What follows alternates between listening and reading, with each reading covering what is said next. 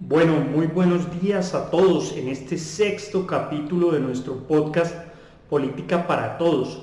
La idea del día de hoy es analizar qué viene en el último año de gobierno del presidente Gustavo Petro.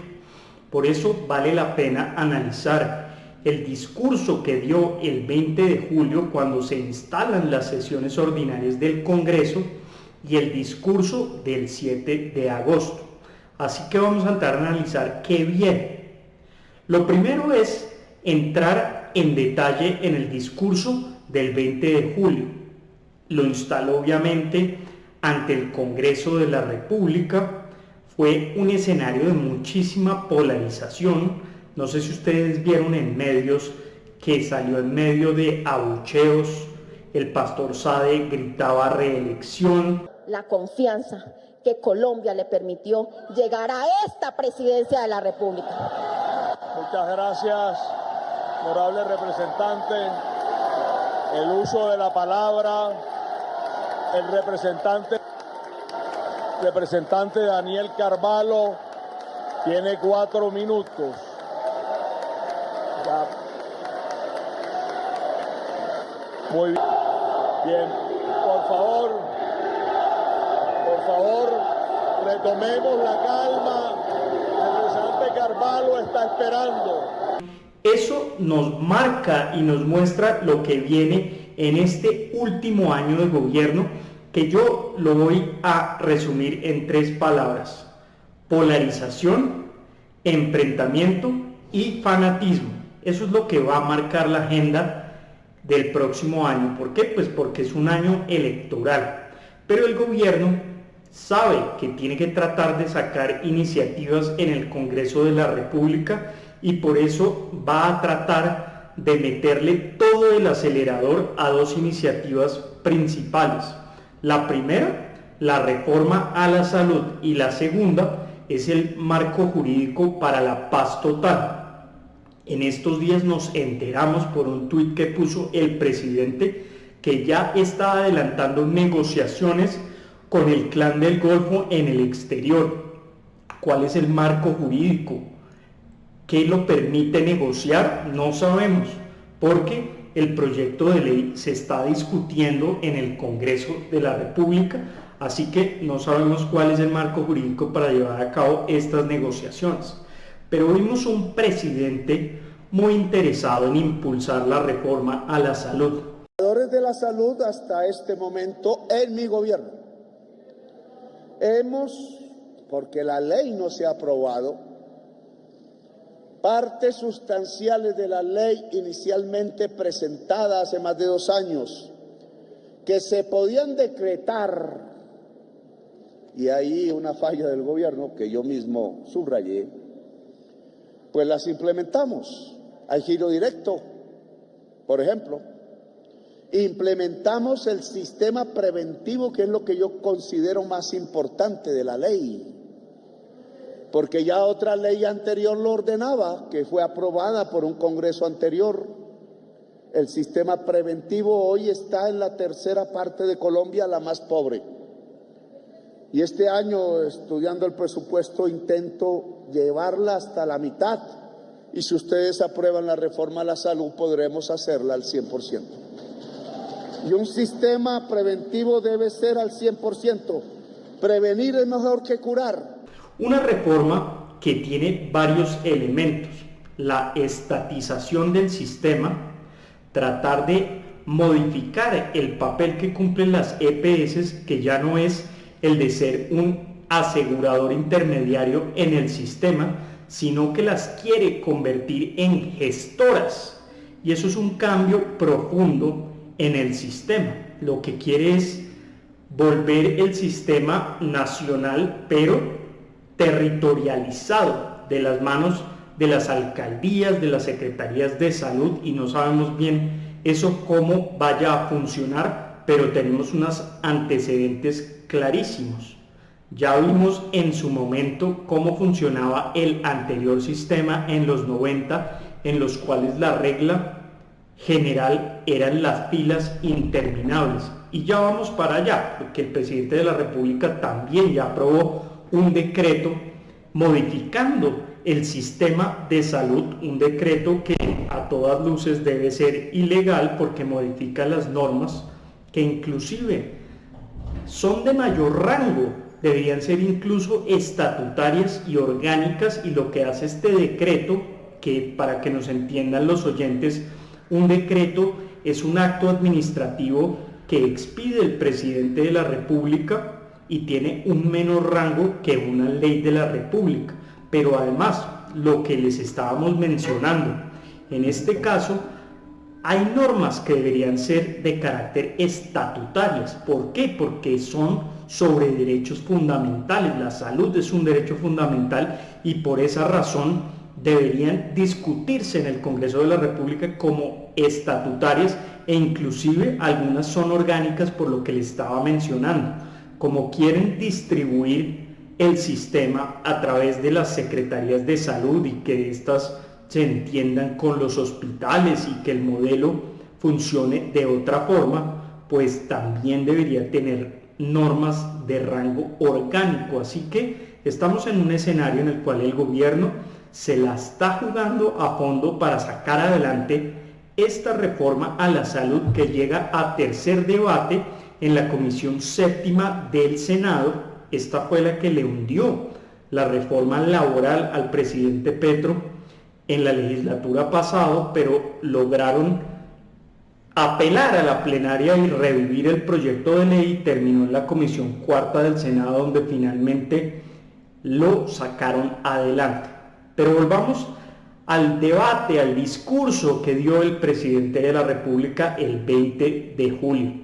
Estuvo marcado obviamente por su analogía que él siempre hace a Simón Bolívar.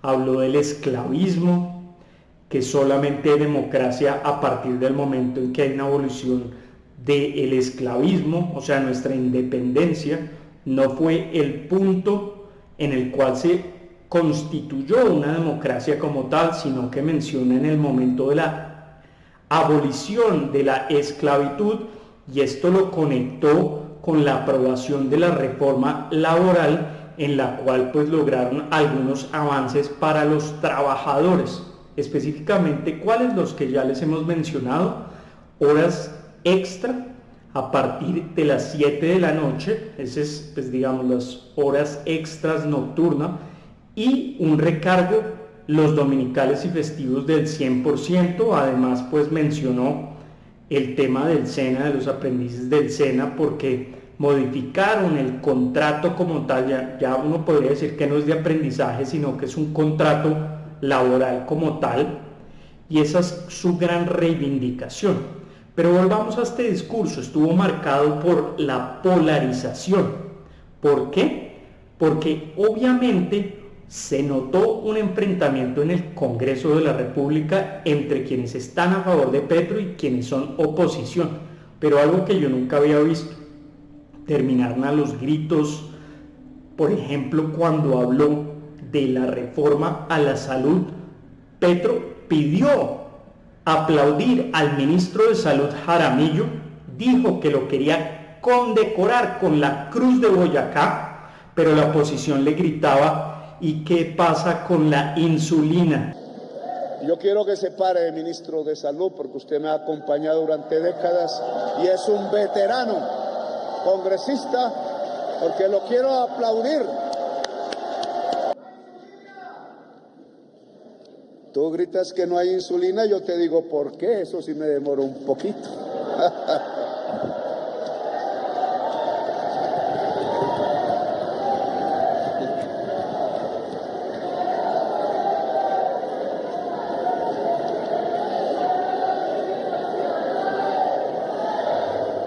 Esa es una buena pregunta para contestar. Ministro de Hacienda, usted ha pagado todas las medicinas de enfermedades graves, de diabetes, de enfermedades crónicas de Colombia. ¿Por qué no hay insulina entonces?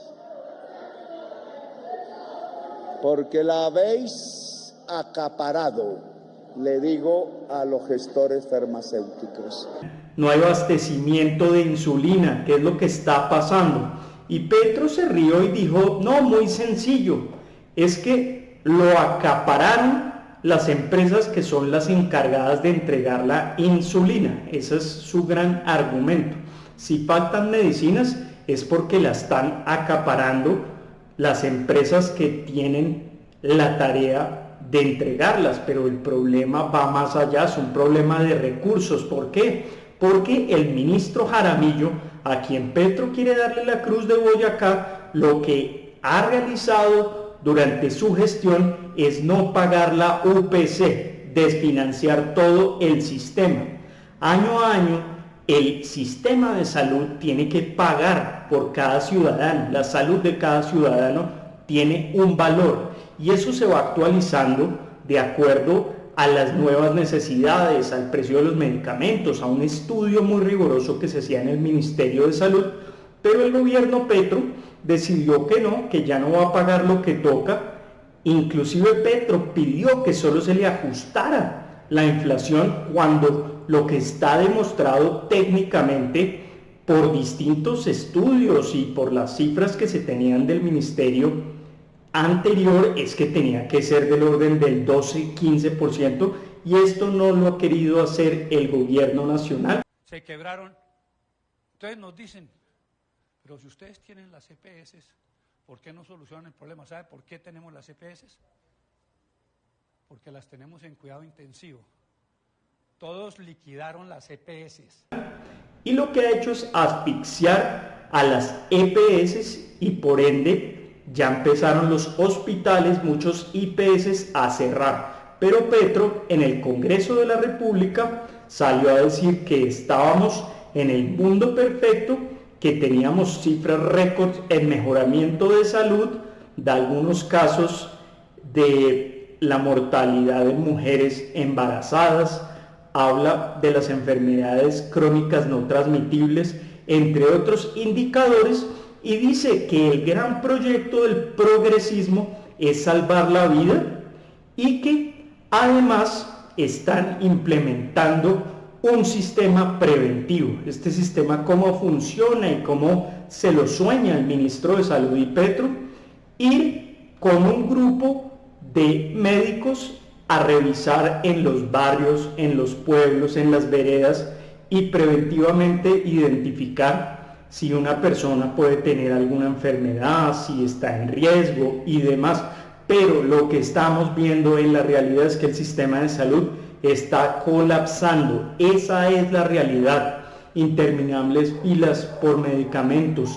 Cuando solicitan una autorización de una intervención a una EPS se demora meses y después se obtiene la autorización, pero la IPS del hospital está colapsado y no hace el procedimiento y se están muriendo los ciudadanos. Así que estamos en un mundo en el cual la realidad al parecer es una, pero el discurso de Petro es otro. Y por eso los quiero invitar a que lean la columna del jueves pasado de Juan Esteban Constaín, muy interesante. Pero voy a leer un párrafo rápidamente y dice lo siguiente: por razones políticas e ideológicas, por estar de acuerdo con el líder, por acreditar la ciega adhesión a sus delirios y locuras, aun sabiendo que lo son, para ganarse su favor, eso es el doble pensar según Orwell, negar la existencia de la realidad objetiva sin dejar ni por un momento de saber que existe esa realidad que se niega. No es un estado de engaño e ilusión, no, es un acto consciente y desvergonzado de adulteración de la realidad. Quien lo oficia lo sabe y acepta esa idea de las cosas que no es cierta y no le importa si se trata del líder supremo, vale la pena. Muy interesante esta columna, se las dejo acá, pero ¿por qué la menciono? Y es porque al parecer la realidad es una y el discurso es otra. Y eso es lo que vamos a empezar a ver en este último año del gobierno Petro, además de elecciones, donde obviamente lo que va a tratar de hacer el gobierno de Petro es reivindicar todos sus logros, así sean buenos o no. Estaba también oyendo su discurso sobre la reforma agraria y me llamó bastante la atención. El único indicador que menciona es la compra de predios para hacer la reforma agraria. Menciona el gobierno Santos, menciona el gobierno Duque y llega a su gobierno y dice que ellos han comprado 600.000 hectáreas, pero la reforma agraria es mucho más que eso. Es bastante extraño la forma como ellos ven la reforma agraria. No hablan de titulación de baldíos, no hablan de aclaración de la propiedad. La reforma agraria es muy amplia y en el proceso de paz, cuando se habló de crear un fondo de 3 millones de hectáreas para titularle a los campesinos, pues esto proviene de distintas fuentes, pero no solo de la compra a distintos terratenientes, como trató de hacer el gobierno Petro con Fedegan. Así que viene un año de bastante polarización, y este es el segundo tema que me interesa hablar, y creo que las próximas elecciones se van a ver marcado por el petrismo y antipetrismo, y dentro de ese antipetrismo está muy fuerte el uribismo, por dos razones principalmente.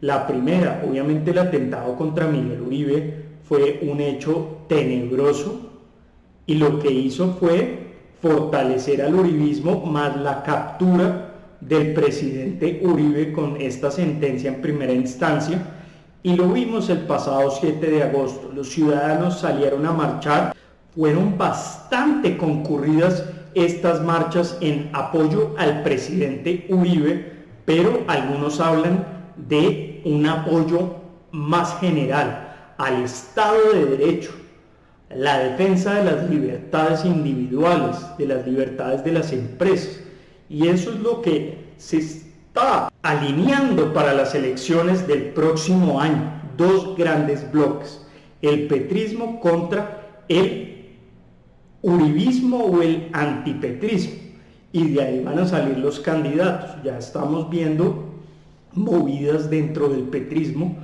y es importante explicarles cómo va a ser.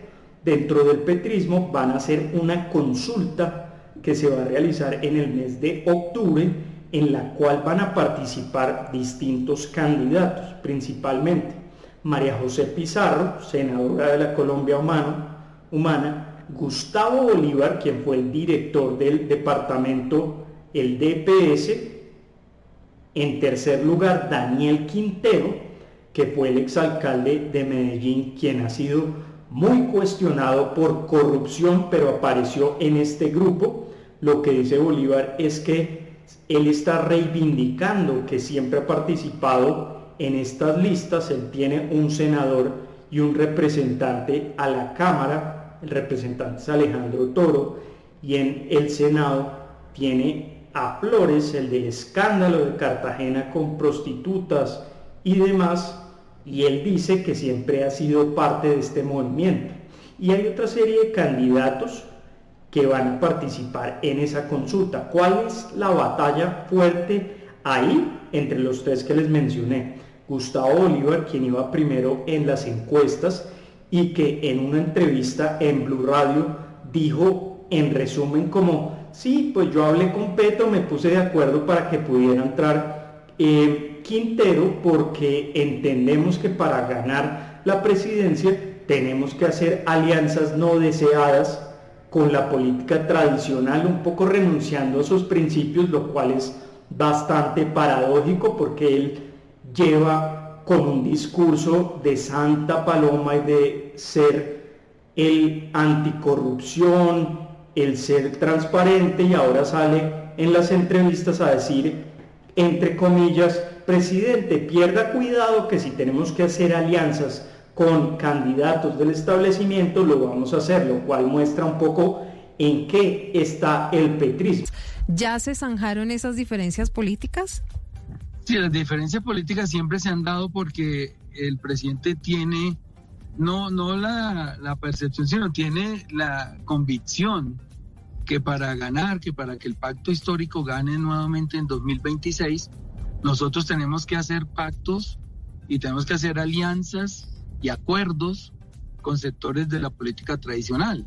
Él los hizo en 2022, de todos conocidos, porque en 2018 él ya había comprobado que los votos no nos alcanzaban al progresismo y a la centro izquierda unidos para ganar la presidencia. Recuerden que en 2018 él sacó 8.000 y pico de votos, 8 millones y pico 8 millones, de votos. sí.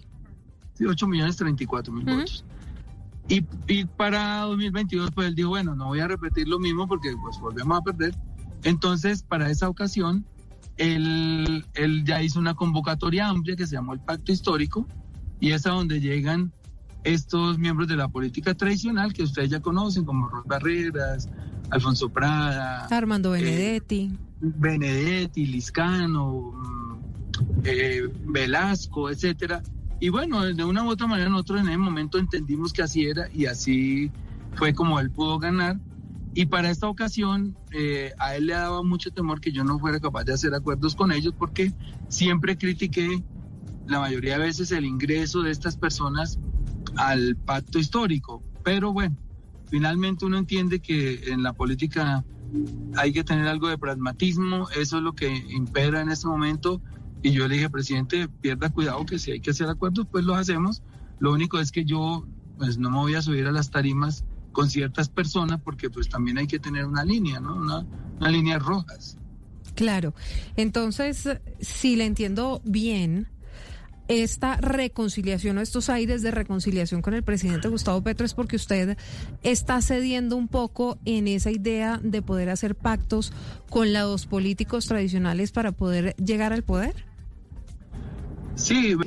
Pero esto lo que muestra es lo que quiere el presidente. El presidente lo que quiere es reelegirse, no él seguramente, sino a través de un candidato, pero un candidato que pueda aglutinar, y por lo visto él no lo está viendo en el espectro político del pacto histórico, sino más allá, candidato que puede ser de centroizquierda, como podría ser Roy Barreras.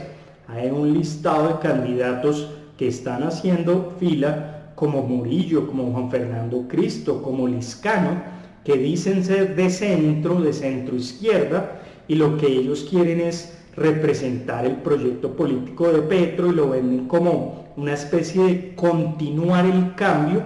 No sé la verdad de qué cambio hablan, no creo que ese sea el elemento para elegir el próximo año, pero lo cierto es que desde la izquierda se están organizando en esa primera consulta del pacto histórico en octubre, y después van a hacer una consulta más amplia en el mes de marzo, y de ahí saldría el candidato. Posiblemente puede ser Roy Barreras, no sabemos bien quién vaya a ser.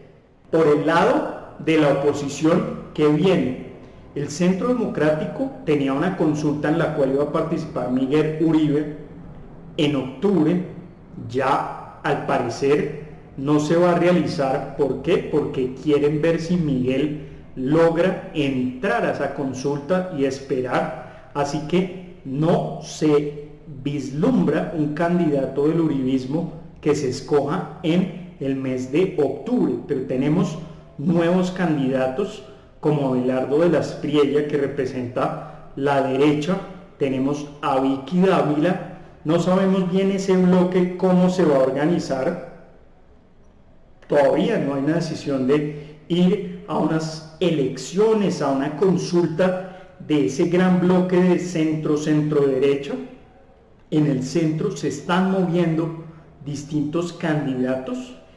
Lo que vemos es que varios partidos políticos liderados por el conservatismo, el liberalismo, el partido de la U, quieren sacar un candidato único y quieren hacer una gran consulta.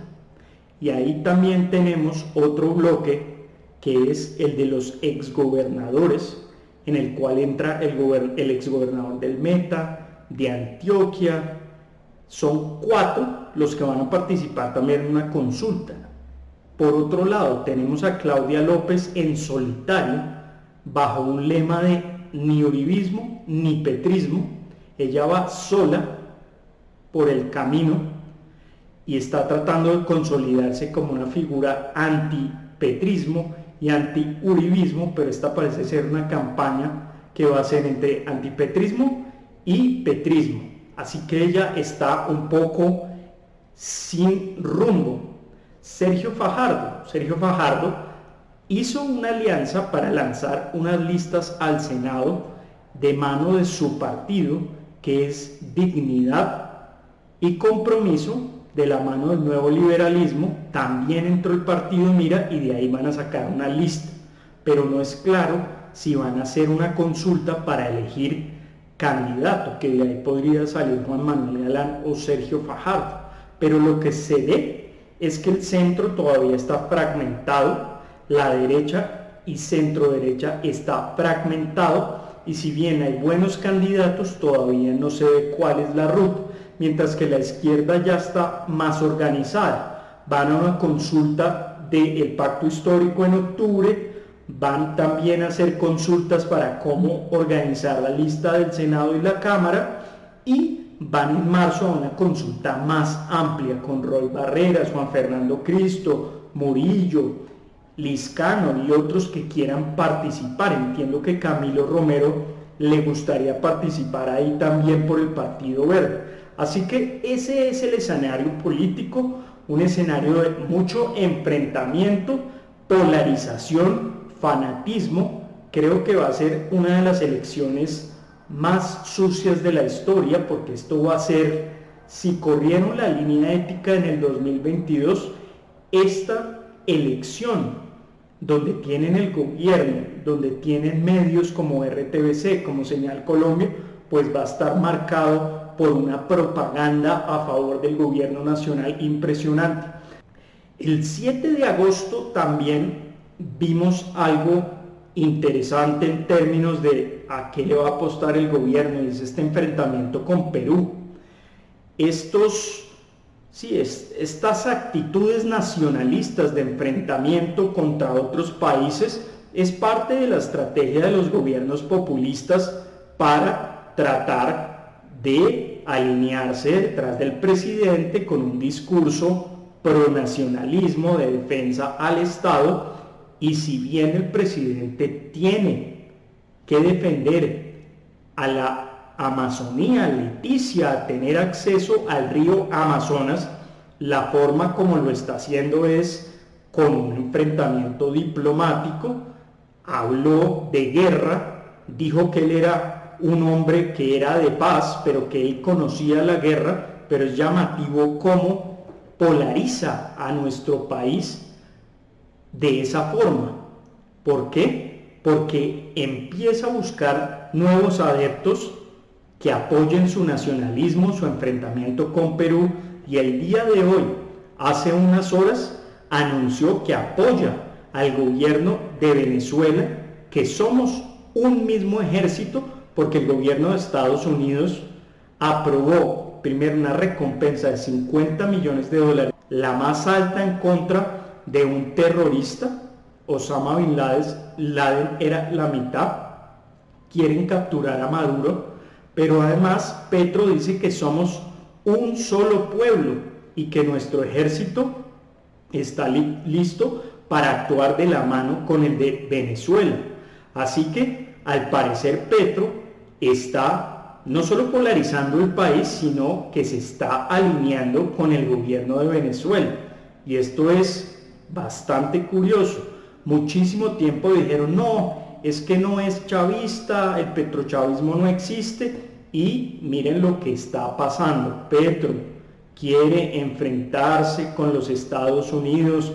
Esto empieza de forma verbal, pero el gobierno de Estados Unidos además aprobó una orden ejecutiva para que se pueda actuar contra los carteles de la droga, contra el narcotráfico, que están principalmente en México, pero en Venezuela está el cartel de los soles. ¿Y quién es la cúpula de este cartel? Pues Maduro Diosdado Cabello, Padrino, el ministro de Defensa, lo cual a mí me genera muchas preguntas.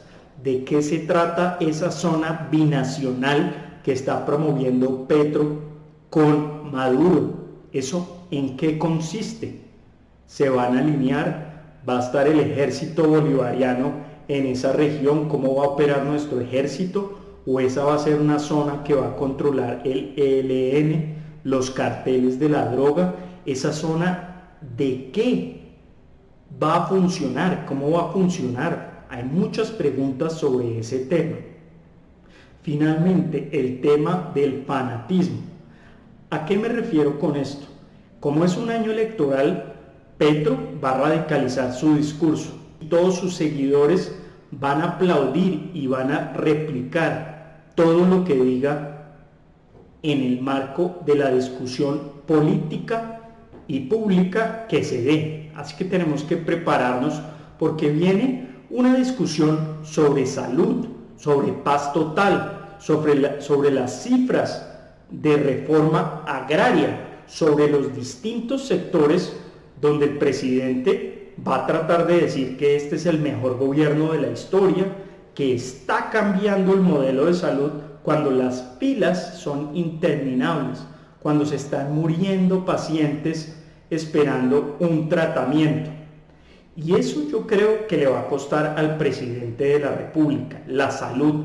¿Por qué? Porque ya todos conocemos una persona a la que no le aprueban un procedimiento, a la que lleva esperando 6 meses y no le agendan una cita, a la que es diabética y le dicen, no, es que hay escasez de insulina, y el presidente sale en sus discursos grandilocuentes a hablar de Bolívar, a hablar de 100 años de soledad, a hablar de Macondo, a decir 1000 cosas, pero cuando llega el momento de analizar por qué no hay insulina, la respuesta es acusar. No, es que están acaparando la insulina. ¿Quién quiere acaparar la insulina?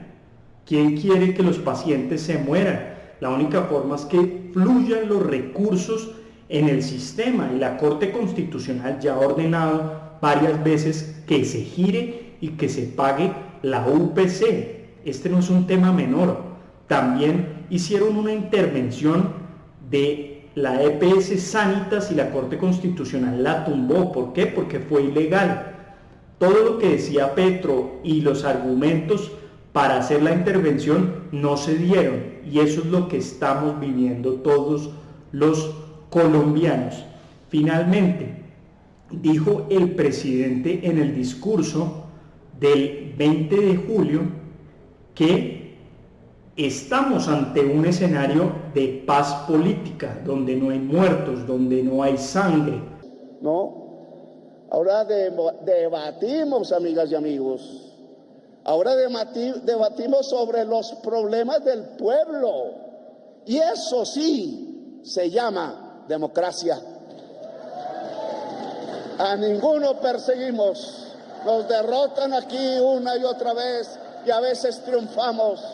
A nadie se persigue, cuidamos, porque cuidamos la vida, porque somos el político, el proyecto, el ansia y el deseo de que Colombia se convierta en el centro de la vida y no en un cementerio de sangre derramada.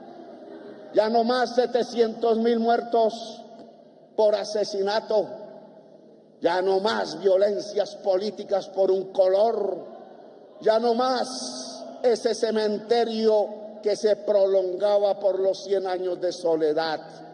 Ahora debatamos de números, quizás más frío, pero mejor. Ahora veamos si este gobierno tuvo éxito de acuerdo a sus promesas. Pero, ¿qué pasa con Miguel Uribe? Vemos que se agravó el día de ayer, está en una UCI muy grave, y Petro sale en el discurso a decir que este es un congreso dialogante, que ya no nos estamos matando. Así que la realidad es una y el discurso del presidente es otro. Por eso, lo que vaticino en este último año es polarización, fanatismo y muchísimo enfrentamiento. Así que ese es el nuevo escenario que nos espera. Vamos a ver el gobierno cómo va a manejar en medio de la marea. Quiere sacar adelante varios proyectos de ley como los que les mencionamos, la reforma a la salud, el marco jurídico para la paz total, reforma tributaria, presupuesto, prohibir el fracking. Creo que son muchas iniciativas que se van a quedar en el tintero, pero al final la mayor apuesta de Petro es a reelegir su programa, y como lo va a hacer es tratando de buscar un candidato que aglutine el centro y que aglutine pues la izquierda, que tiene un 30% asegurado Petro. ¿Cuánto de ahí puede endosar? No sabemos, pero sí, esa es su idea. Por el lado del centro, de la derecha y centro derecha, mucho desorden, no se han organizado, pero viene mucho debate, mucha discusión, esto de la mano de la condena del presidente Uribe, del atentado de Miguel Uribe. Así que vamos a ver ese escenario en el próximo año. Muchas gracias a todos por acompañarnos en este 6º capítulo de Política para Todos. Los invitamos a suscribirse a nuestro canal en YouTube. Muchas gracias a todos.